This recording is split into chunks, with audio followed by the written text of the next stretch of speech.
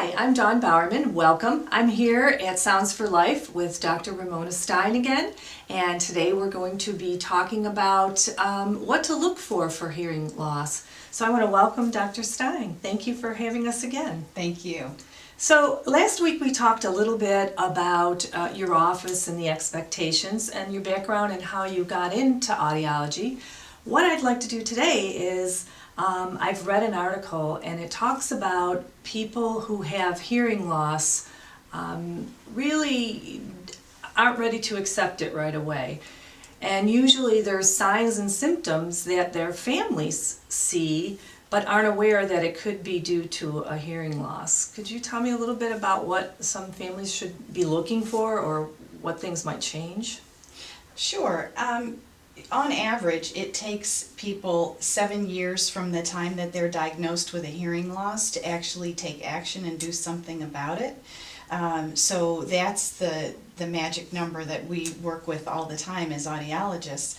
But generally, if a hearing loss is caused by the aging process, it's a gradual hearing loss, and it's probably noticeable to the family and friends of the person with the hearing loss before they actually notice it. But once the person who has the hearing loss starts to notice it, they start saying things like, people mumble, people don't speak clearly anymore. And so generally the first reaction is that it's the other person's issue, not as a result of the person's hearing loss. Of their hearing loss themselves. Right. So what do they normally then realize it, or how would it be recognizable? Do they have any outward conditions, like do they withdraw from things, or? That can definitely happen because the person just become so frustrated in the settings that they're in because they know they're not going to be able to communicate that they stop doing the activities that they used to do. They stop, playing bridge with their friends. They stop going to restaurants. They stop going to church or temple, and so that can be one of the signs. Well, for us, once we realize that those kinds of things are happening, Yeah. That's a real push to say, it's affecting your life. Now you need to go and do something about it. You need to get treatment for it. Mm-hmm. So that's pretty definitely noticeable. So a family member would do that. So if they're outward going, let's say going to restaurants, and then they don't want to go anymore. How about one of the things I always used to notice with my grandparents especially, and again I know hearing is at any age, but it happened, I remember because I was a kid, my grandfather used to say all the time, "Stop yelling at me." And I know myself, when I hear people talking to people who have hearing loss, they tend to yell at them or talk louder. That's not necessarily how we should talk to a person who's challenged by hearing loss, is it? No, it really isn't. Basically, speaking louder isn't necessarily going to solve the problem. You need to speak a little bit louder. Too loud is going to be unpleasant for the person with hearing loss. And then just speak a little bit more slowly, and that will help a lot. It's not going to overcome a hearing loss, but those things will help, yes. Okay, good. And to get back to, you asked a question, the last question that you asked, a lot of times what I find is the thing that brings a person in after those 7 years is something painful or embarrassing has happened related to their hearing. And a lot of times that's the kind of the catalyst that makes somebody take the step and say, enough, I need to treat my hearing loss. So what would be an example that you could think of that would be an embarrassing, they just didn't? So if the person is still employed and they're at an important meeting and they missed key information and maybe that affected an account that they had, that kind of embarrassing. Sure. Thing.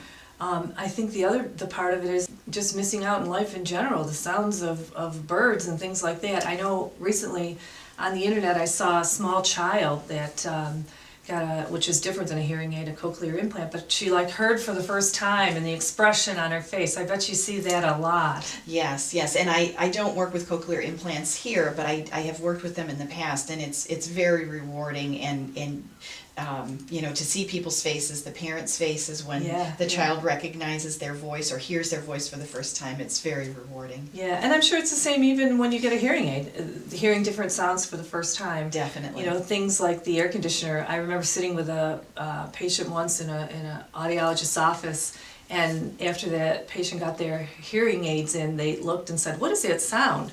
And none of us had really recognized it, but what it was the air conditioning running, and he hadn't heard it when he came in before. Right, right. So, now, speaking of sounds, are there different tones that we lose or sounds? I know we do some various tests. What would we lose first? Is there a specific? Well, typically, if it's an age-related hearing loss, the higher pitches or higher frequencies are the first to go.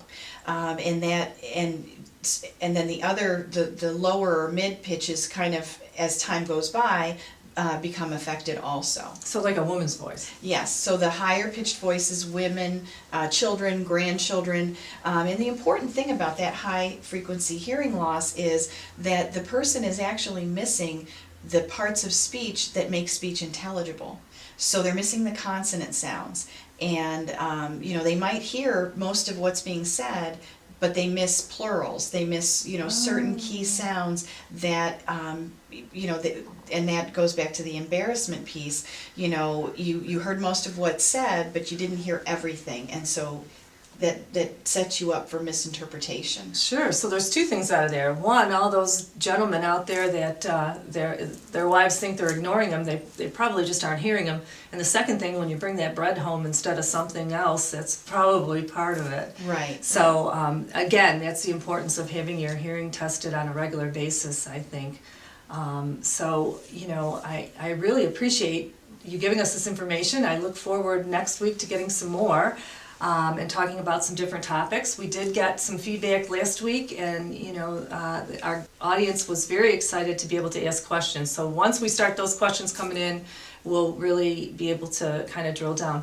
Now, the other thing to kind of bounce back is on the testing. One of the things that I want to do coming up too, is a testing. So I hope we can bring that to the audience as well. So Definitely, definitely. Well, thank you again, Dr. Stein. Thank you, our guests in the audience, and we look forward to seeing you next week.